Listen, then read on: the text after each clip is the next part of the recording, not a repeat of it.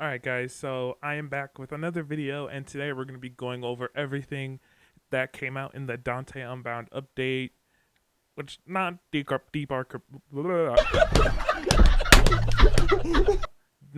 Archimedia, as I still don't have that unlocked because I haven't been putting much time into Warframe. If you've seen the videos I uploaded recently, I haven't been putting much time into Warframe, but eventually when I get that unlocked, I don't know if I'll make a video about it, maybe a short. I'll just put up a short about it. But we're going to be going over Dante himself as a Warframe and his weapons, the Armatis mission node, the Omnia Fissures. And with that being said, let's just get right into the video. Alright, so first of all, we're going to start with Dante. No, not that Dante. The other Dante. Yes, that one. The Warframe Dante. So anyway, Dante as a Warframe in of himself is just amazing. All of his abilities line up well together. You really don't want to get rid of anything when it comes to the subsume system. I mean, you could get rid of Noctua if you want for something like Roar, but I don't know. I enjoy using Noctua, especially with my build, is he inflicts status effects on his Noctua, so his basics or the charge shot, and my Dante, his aura slot mod is growing power. So every time I inflict a status effect, I give my Dante and my entire team ability strength. So I keep Noctua just for that. And aside from just Noctua, his first and second ability, Light Verse and Dark Verse, Light Verse giving you Overguard, and then Dark Verse being able to deal bleed, and at first when it launched, not even bother with line of sight. So it would hit enemies through walls, which was just crazy. I'm surprised they didn't even put line of sight on it in the first place. And then eventually they did. I think it was like 2 days after the update came out, and then that kind of broke Dante essentially, as there was problems with line of sight. It didn't exactly break him, but it was just, from what I've heard, is that there's a lot of stuff that is wrong with Dante and line of sight because of that line of sight check, and now DE has to go back through and fix it, which it's an 11-year-old game. It's probably going to be spaghetti code in some parts of the game, and I think line of sight is just one of those things that has been neglected up until this point. But even with the line of sight in check on his third and final verse, when you do the full double dark verse cast, it's still amazing. It still does incredible damage. My build overall with Dante is basically not max range and max strength, but just about there. It was from a Tactical Potatoes video. I'll leave the video down in the comments if you want to go copy the build. That's where I got the Noctua and Dante build specifically from. Just overall, Dante, as I said before, incredible frame. Another really consistent frame with its damage and its abilities.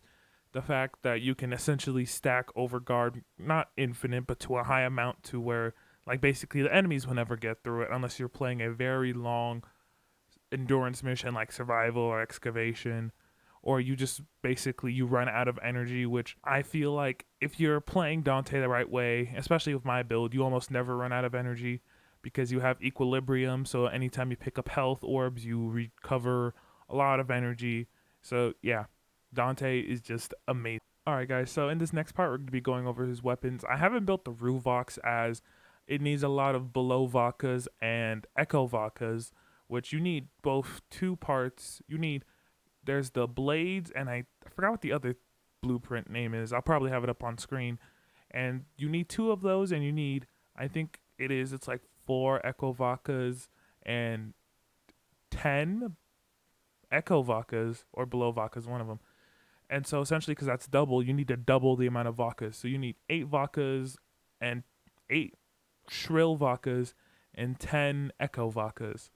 And right now, because I don't have my Kavya Syndicate all the way up, I'm deciding to focus more on the actual Syndicate than the Ruvox, so I probably won't have that built for a while.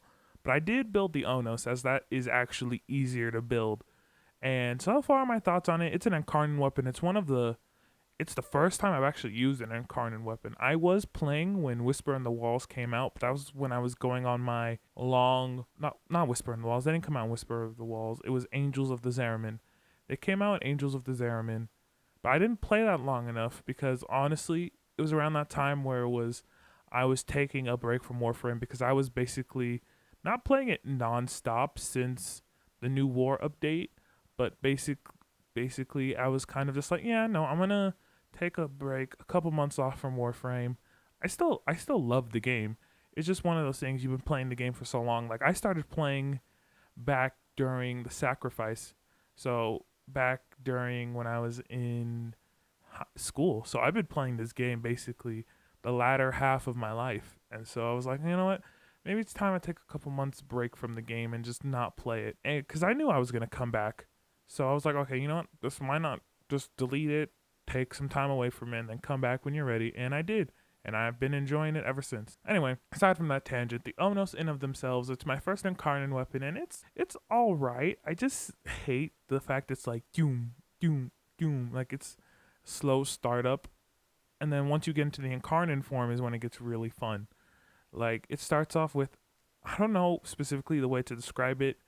It's like the first shot, like when you're holding it down, it's like the Ignis. It's like a little, like shoots out a stream of radiation, but there's like the little bar underneath builds up and then shoots off like a big shotgun blast of like radiation damage hitting anything. Not in a wide range in front of it, kind of just like, I don't want to say a cone either. I don't think that's a good way to describe it.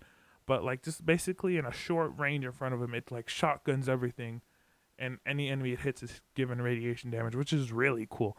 I like it a lot, and I don't even have it fully upgraded. I think it's still technically on its first evolution or second. I haven't upgraded it enough. So when I go back to Warframe and start playing it more, I would definitely start upgrading the Onos' Incarnate form a lot more.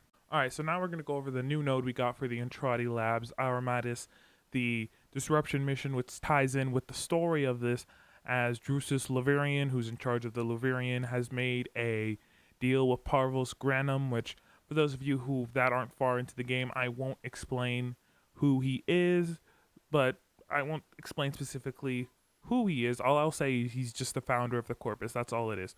That's all I'll say. Anything lore related, I'll let you all go in and play Deadlock Protocol or search a video for it. I won't spoil it for you here. He made a deal with Parvos Granum, as I said before. He hasn't made the payments, and so now, within this, he now has to fund the Luverian survival off of Entrati relics gained from the Entrati lab disruption node. So yeah, basically Parvos is just the IRS coming to knock down his door. And through this Aromatis mission, you can get it from the demos from the nodes on the mission map, or you go inside the Necrolisk and go into the navigation, where basically you walk into that little door and there's that little, oh God, what do I even call it? That little, I'm going to call it a panel. It's not exactly a panel, like a round table. And you can choose the node from there. And Disruption is Disruption. It's not my favorite game mode. I do like it because it's an endless mission, so you could sit there forever and just play. But man, those Gruslings, I swear, it's so funny, especially when Lloyd has that line where he just goes, Gruslings in your area. I feel like that's a reference to something, and I think if you all know, you know what I feel like that's a reference to. Also in Aromatis, the Disruption node, that's where you get Dante himself. He is actually a very fast Warframe to farm. He is like one of the easiest Warframes I've farmed in the past couple years that has been more of a recent Warframe.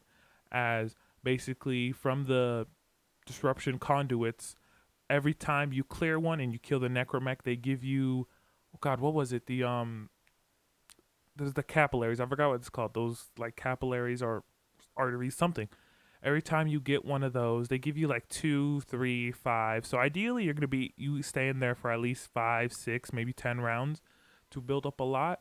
And so if you don't get them from the specific conduits, as I believe if you protect all 4 or at least minimum 3, you will. There's a chance for you to get at least a part or the blueprint for Dante.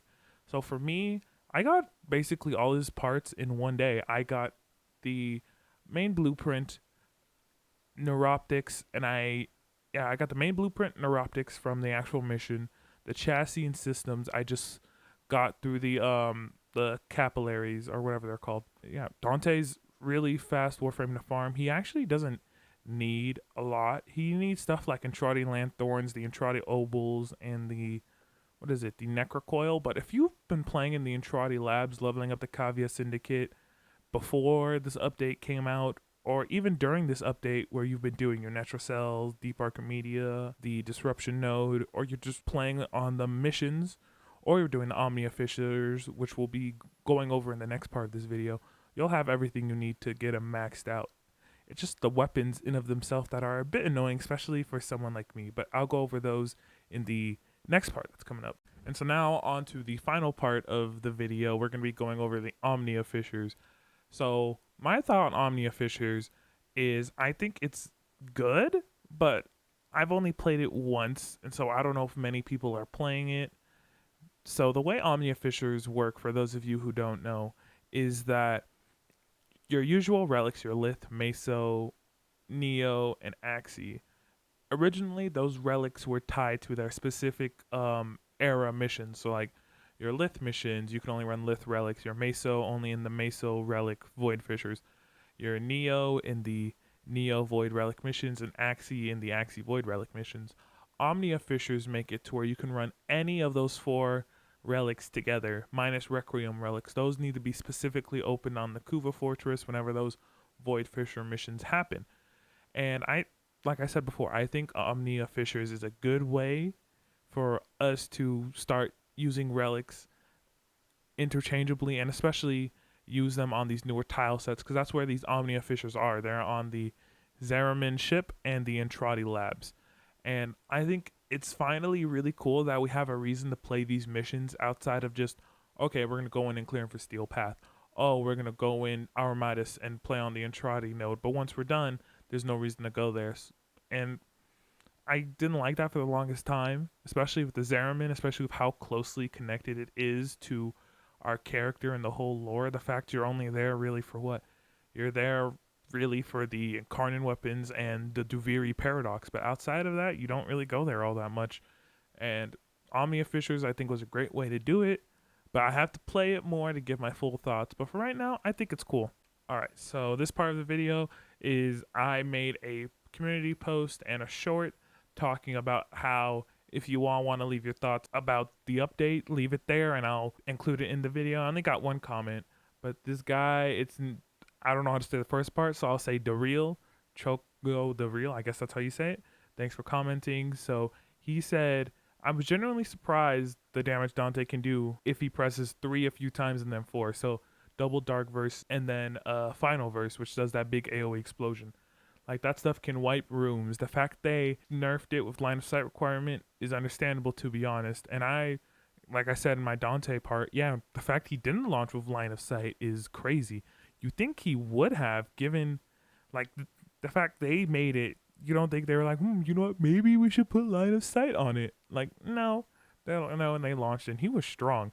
And he's been nerfed, but, like, again, as I said, with the line of sight requirement, he's still really good. And the damage I can get out of him doing the double Dark Verse until Final Verse is crazy. And he's quite literally Archon shardless. He has no Archon shards in him.